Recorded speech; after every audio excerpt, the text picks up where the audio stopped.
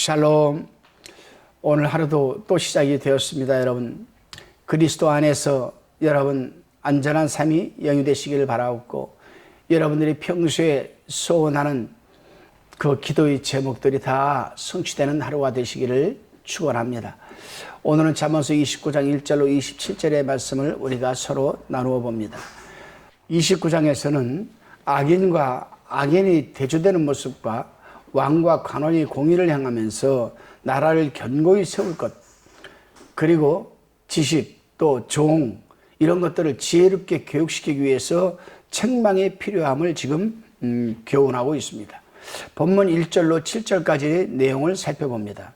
본문 1절에 자주 책망을 받으면서도 목이 곧은 사람은 갑자기 패망을 당하고 피하지 못하리라, 이렇게 말합니다.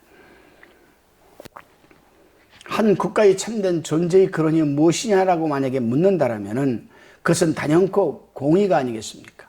따라서 국가의 통치자들은 무엇보다도 공의에 입각하여서 나라를 다스려야 합니다. 그렇습니다, 여러분. 국가와 사회는 공의가 우선이죠. 그런데 목이 곧은 사람은 교만한 사람으로서 국민이 수차례 책망을 해도 듣지를 않습니다. 그들이 입은 공의를 외쳐도 실제로는 공의와는 상관이 없습니다. 공의와 먼 정치를 하는 사람들이죠. 그런 통치자는 갑자기 패망하여 버리고 마는 겁니다. 4절에 보면은 왕은 공의로 나라를 견고케 하나 뇌물을 억지로 내게 하는 자는 나라를 멸망시킨다, 이렇게 말하고 있습니다. 그렇습니다, 여러분. 우리나라 역대 대통령들 또한 뇌물로 인하여 자신도 망하고 나라도 혼란스럽게 만들었습니다. 뇌물은 의인의 눈을 어둡게 하는 것이기에 공의에 전면 배치되는 것입니다. 다시금 본문 8절로 11절까지의 묵상의 내용입니다. 8절에 보면 모만한 자는 성읍을 요란하게 하여도 슬기로운 자는 노를 그치게 한다. 모만한 자는 성읍을 요란하게 시끄럽게 하죠. 그렇지만 슬기로운 자는 노를, 화를 멈추게 한다는 겁니다. 여기서 모만한 자는 교만한 자, 완고한 자, 책망을 싫어하는 자라는 뜻입니다. 그렇습니다. 한 나라의 통치자가 교만하고 완고하고 책망을 싫어하게 되면 나라를 요란하게 만들죠. 교회도 마찬가지입니다.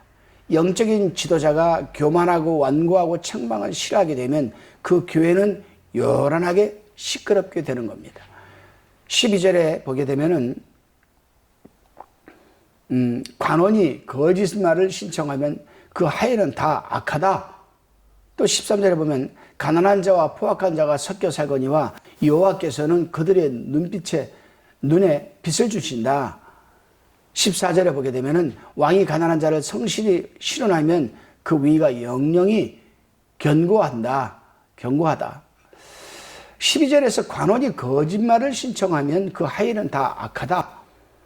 여기서 신청이라는 말은 듣다, 청종하다, 그런 뜻입니다. 그렇습니다. 통치자의 관리들이 거짓말을 하면 그 밑에 있는 관리들도 다 악하다라는 겁니다. 우리가 쉽게 얘기해 보겠습니다. 한 대통령이 거짓말을 하게 되면은 그 밑에 있는 수하 모든 내각들도 다 거짓말을 하게 되어 있습니다. 어쩔 수 없는 시스템이죠. 대통령이 거짓말을 했는데 밑에 있는 사람이 진실을 말할 수 있겠습니까? 거짓말할 수밖에 없지요. 그렇기 때문에 대통령은 어떤 상황에서도 진실되고 강직하고 공의로운 말을 해야만 그 밑에 있는 내각들도 그렇게 따라갈 수밖에 없는 겁니다. 그것을 우리는 시스템이라고 합니다. 그렇습니다, 여러분. 통치자의 밑에 있는 관리들이 거짓말을 하면 그 밑에 관리들은 어쩔 수 없이 그 거짓말을 수용해야 하기 때문에 악하다라는 겁니다. 그렇습니다, 여러분. 대통령이 거짓말을 하면 내각들은 어쩔 수 없이 함께 거짓말을 해야 되잖아요. 내각이 거짓말을 하면 그 밑에 또 관리들도 또 어쩔 수 없이 또 거짓말을 해야 되잖아요. 그러니까 다 악하다라는 거죠, 다.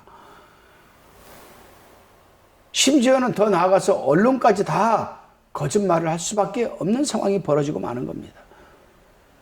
예를 든다면 대통령이 ABC 가운데서 B다. 그러면 밑에 있는 사람들도 B라고 할 수밖에 없죠. 언론들도 B라고 할 수밖에 없습니다. 실은 정답은 A인데 말입니다.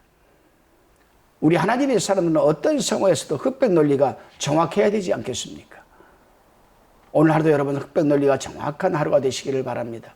다시금 본문 15절로 18절까지의 내용입니다. 여기서는 사랑하는 자녀일수록 꾸짖고 어떤 그 징계를 해야 한다라고 지금 말씀합니다.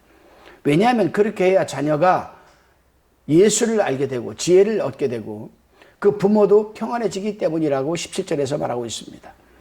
자녀에게 신앙교육을 잘못해서 그 자녀가 평생 하나님을 모르고 오직 세상 물질만 바라보고 쫓아가는 삶을 살게 되면 결국은 그 책임이 누구에게 돌아올까요?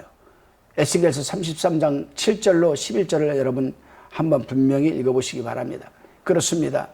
저는 목회를 하면서 자녀에게 신앙교육을 안 시키고 오직 내 아들, 내 딸만 하다가 죽을 때 가서야 후회를 하면서 자녀들에게 예수님을 믿으라고 하는 것을 종종 저는 목격을 합니다.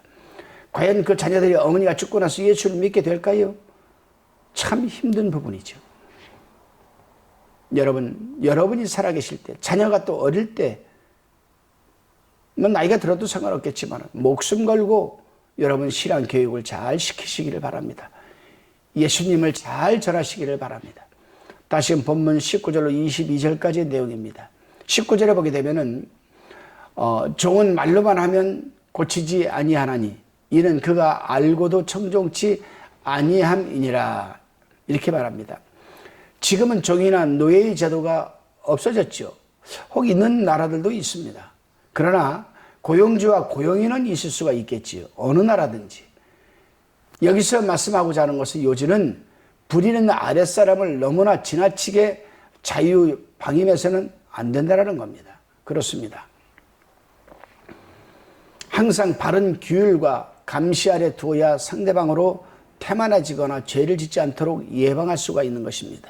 최근 우리나라에서도 그런 방임 때문에 나라가 혼란스러워지고 질서가 무너지고 국민들이 서로 좌파와 우파로 갈라지는 현상이 일어나는 것 아니겠습니까? 본문 다시금 23절로 27절까지의 내용입니다. 24절에서는 도적과 짝하지 말라고 합니다. 짝하는 사람은 자신의 영혼을 미워하는 자라고 하였습니다. 도적과 짝하는 것은 사실상 하나님과 결별하는 것과 같은 겁니다. 하나님과 짝하고 하나님과 하나가 되도록 힘쓰지 아니하니까 하나님께서 미워하시는 도적과 짝하게 되는 것 아니겠습니까? 여러분 오늘 하루도 하나님과 짝하시겠습니까? 세상과 짝하시겠습니까? 기도드리시겠습니다. 주님, 우리의 마음이 교만하지 않도록 붙들어 주시며 그래서 누가 우리에게 권면을 하고 책망을 하면 귀를 기울여 듣게 하시옵소서.